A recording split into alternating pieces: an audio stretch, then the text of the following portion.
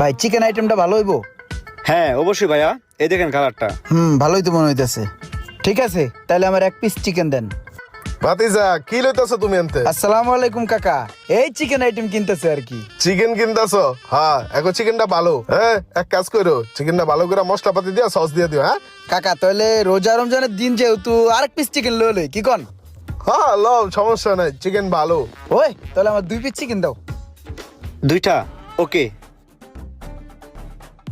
তো ভাইয়া কয় টাকা হইছে?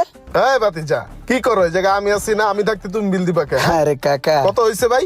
300 টাকা ভাইয়া। 300 দিচ্ছি, আমি দিচ্ছি। এই যে লন ভাই 300 টাকা।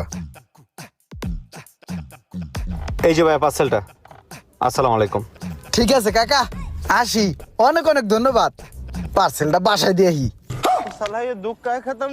কি হইলো এটা? ভাবলাম কি আর হইলো কি?